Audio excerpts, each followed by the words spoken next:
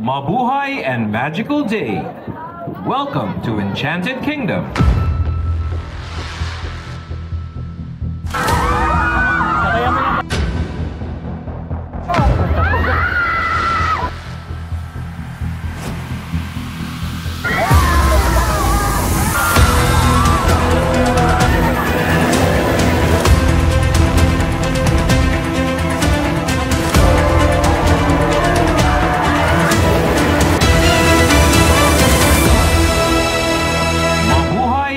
Magical day.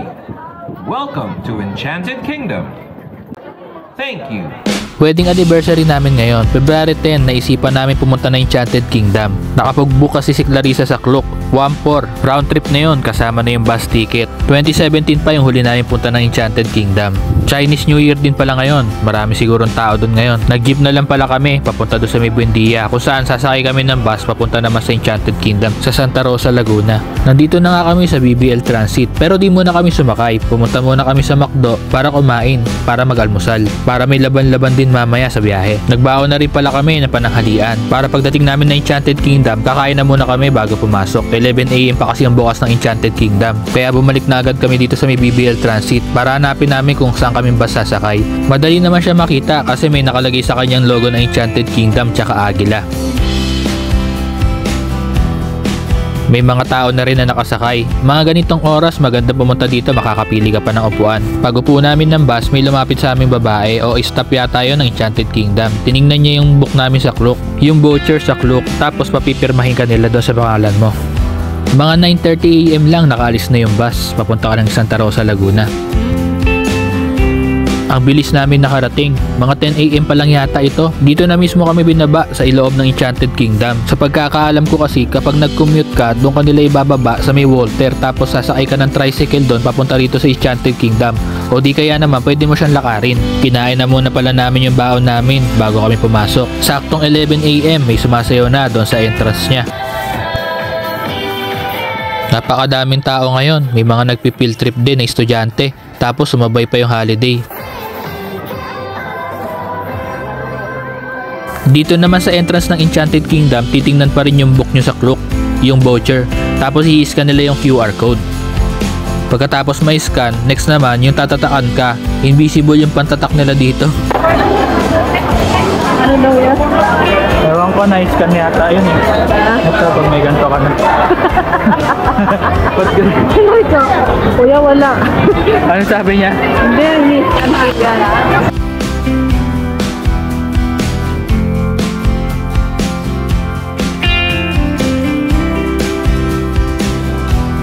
Guys, may electronic locker na dito. 200 is mag-50 yung dyan. Dito ka mag-deposit ng pera. Tapos bubukas na yung mga locker nila dyan. Nagamit ako nito mga 6 digit na.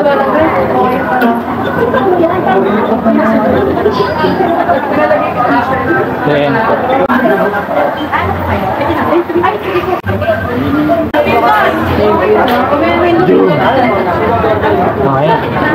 Pwede mo magbalik-balik ano?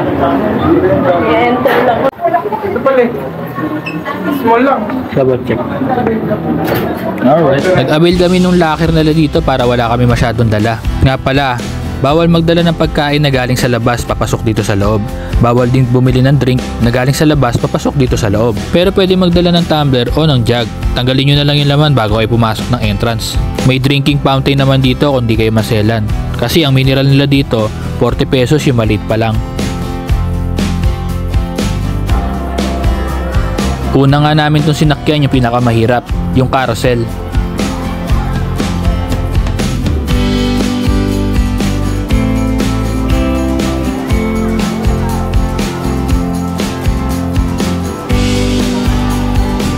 Kumbaga, warm up pa lang ito bago doon sa totoong mahihirap.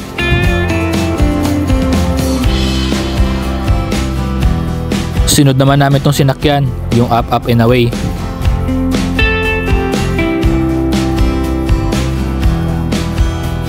May nakasabay pala kami, apatan kasi dito kaya sinabay na sa amin yung dalawang bata.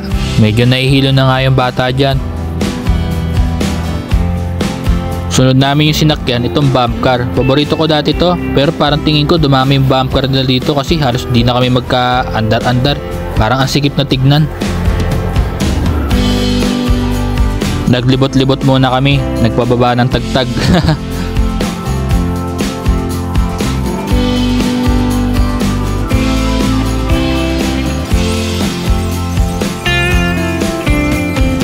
Sunod namin sinakyan, itong Wheel of Fate. Walang aircon yung mga gondola nila dito, pero mahangin naman doon sa taas. Hindi naman nakakahilo dito na tulad sa mga perya. Tama lang, sakto lang, makikita mo yung mga view dito.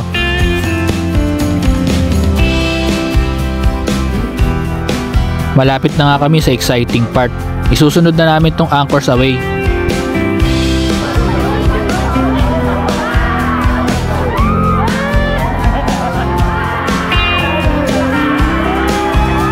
Nakakalula rin pala dito, lalo na pagpapunta ka doon sa taas tas babaksak bigla. Akala mo mahuhulog ka kung saan eh. Pagtapos ng Anchors Away, ayaw na ni Clarissa, gusto na umuwi. Kaya ako na lang sumakay dito sa Space Shuttle. Syempre, basic sa akin yan. Dinouble check ko nga yung harang sa akin dito. Bigla ba naman natanggal? Tas binalik ko ulit. Kaya yun, kinabahan tuloy ako. Imbis na excited ako sa taas eh, makakapag-video pa ako ng normal eh. Wala, talagang humawak na lang ako dito sa may handlebar na lang dito. Baka mamaya kasi nasa isip ko, pag nasa taas na ako tumaandar, matanggal bigla, humagis pa ako, Final Destination.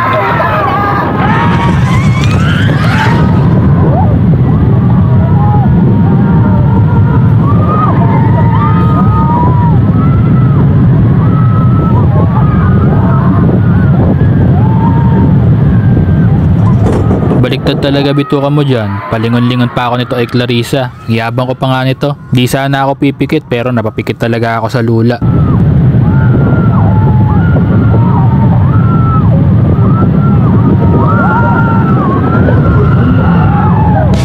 Ay guys, pikit. Wala ko kayo pa eh. Hindi na pala kaya, pikit na. Ay si Clarissa. Ayaw niya dun. Buti na lang, di siya nagpunta dun. Kumikit ako eh. Kumikit ako. Alam ko, kaya ko pa. Kumain muna kami dito sa parang food court nila. Alas 3 na din kasi. Nasaktuan pa nga. Nagpe-perform si Daniel Padilla.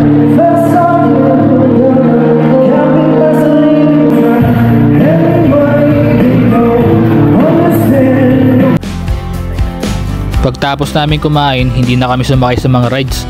Pinuntahan na namin itong mga 7D, 3D, mga 4D na to. Yung mga pinapanood. Doon na lang kami nagpalipas ng oras. Kailangan mo talaga mag-picture? Procedure po kasi. May bayad po ba yan? Option. Pagkataas po niya. Hindi lang po naman 5 minutes lang. 5 minutes lang din naman po yung movie. Diba?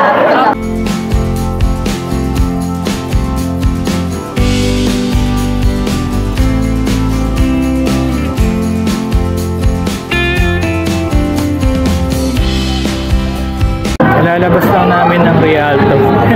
Kailangan kami ng Jungle Race. Ano yan? Mowgli's Jungle Race. Yan. Kontawa si Clarissa. Nakanood siya ng 4D. Ako hindi. Kasi malabo yung isang mata ko eh. Kumbaga yung napanood niya, 2D lang sa akin, sa kanya 4D. Maganda doon, ano? May nambabasa. May nambabasa tapos may tumutusok sa likod. Ito din meron. Kasi umuga yung upuan. Dito din pala sa labas meron daw kasi maambon na. Ayun, maganda doon. Try nyo rin doon sa Rialto. Ngayon nag-iikot-ikot na lang kami kasi wala na kaming mapupuntahan eh. Dahil tingnan mo naman yung mga pilo. Pag pinilaan namin yung baka alas 7 tapos alas 5 na eh. Sunod namin pinuntahan itong Agila. Hindi namin ito napuntahan dati, may bayad kasi. Ngayon kasama na siya doon sa 1,400 na binayaran namin.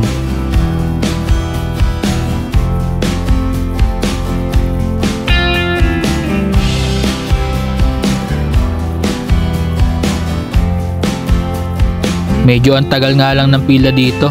Siguro madaming tao sa loob.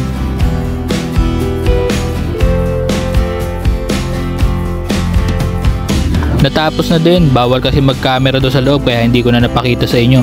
Pero maganda siya, para kang nakasakay sa may Agila. Yun lang, parang nagdo-drone ganun. Kapag lumiko siya, lilikurin yung upuan mo. Kapag ka bumaba siya, bababa rin yung upuan mo. Tapos, pag dumaan siya sa dagat, may parang tubig na magwiwisik sa'yo. Bago ka nga lumabas sa pinaka-exit, ito madadaanan mo yung mga souvenir shop nila.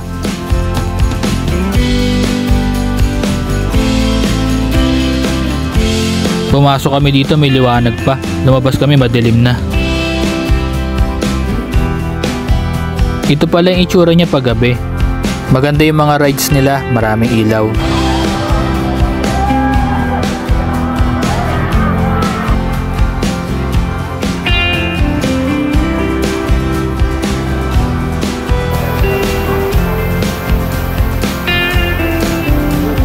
May fireworks na nga, 7 PM sakto. Bago mag alas 7 siguro, mas maganda umanap na kayo ng magandang pwesto para mas makita niyo yung fireworks.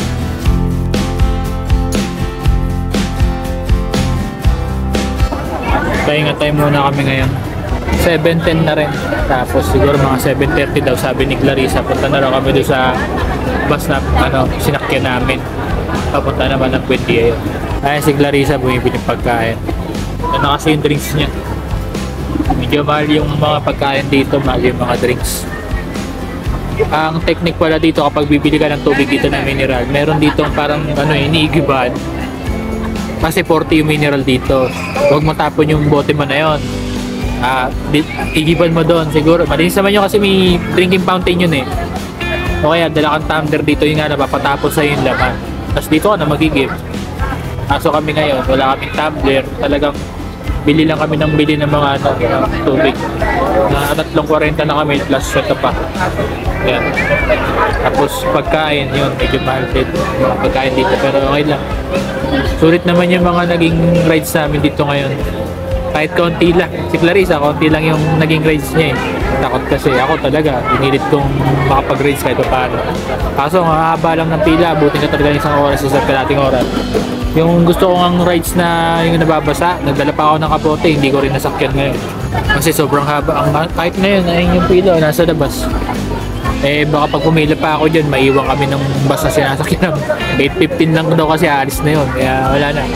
Nag-ikot-ikot na lang kami. Nagpunta kami sa mga 3D na video. Mga theater. Hinahanap ko pa isa yung theater eh. Gusto kong pasukin yung 1 pesos. Walang tao. Para sakto lang. Kasi malapit na naman kami sa labasan. Alam na namin kung saan namin pupunta. Tinawagan namin yung bus. So yun lang. Madali nyo lang din naman mahahanap yung bus paglabas nyo. Kung saan lang kayo binaba, nandun lang din siya.